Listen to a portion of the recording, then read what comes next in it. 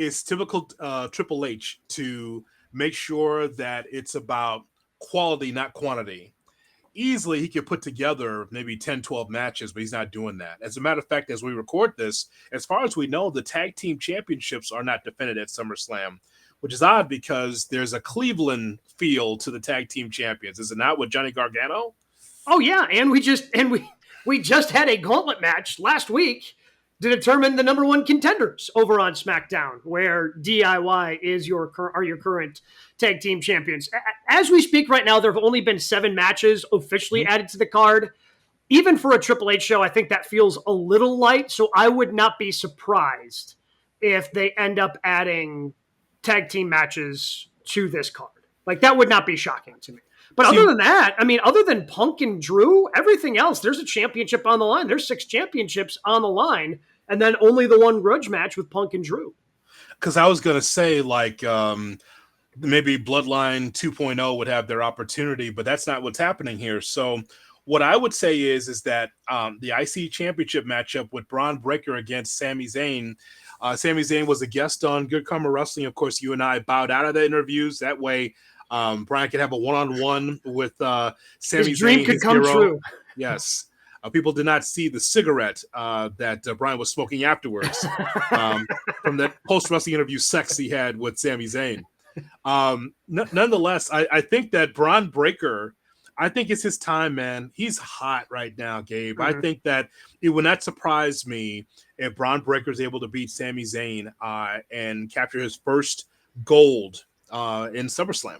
That's one. Look, and at this point, I think there are going to be some bigger and better things for Sami down the line. He had a very nice Intercontinental Championship run here. He's established, man. Like, he is one of the WWE's guys after everything he did through the Bloodline and then winning the Tag Team Championships with KO.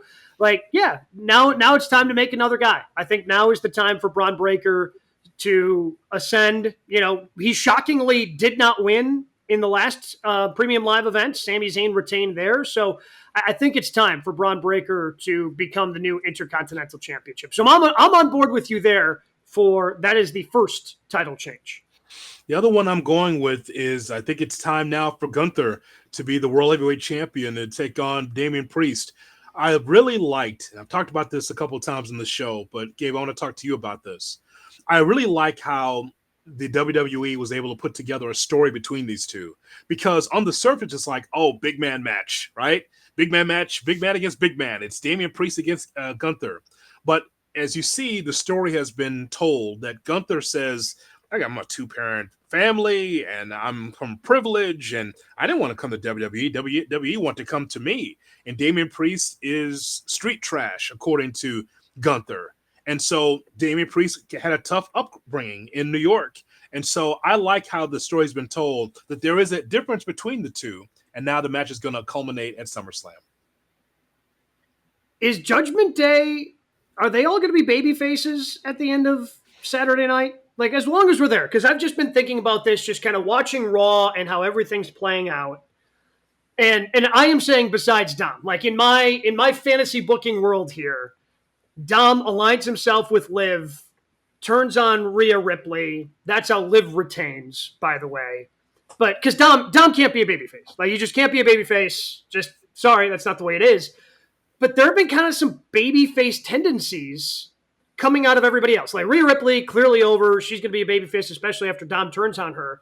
So it's like the rest of the group has to almost turn, and they've been slowly getting there with, Finn Balor wanting to, hey, I've got to defend the group. This is on me. I got to take care of this. Priest coming out to save him at the end of that matchup on Monday night.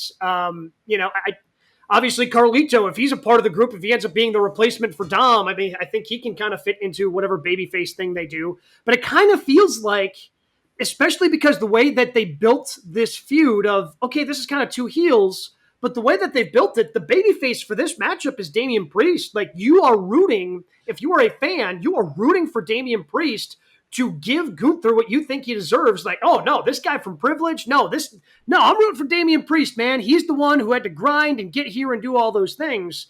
It kind of also, not only does it give you babyface and heel in the matchup for that championship, I think it also plants the seeds for Well, I think the group's going to turn babyface, especially if Dom turns on Saturday.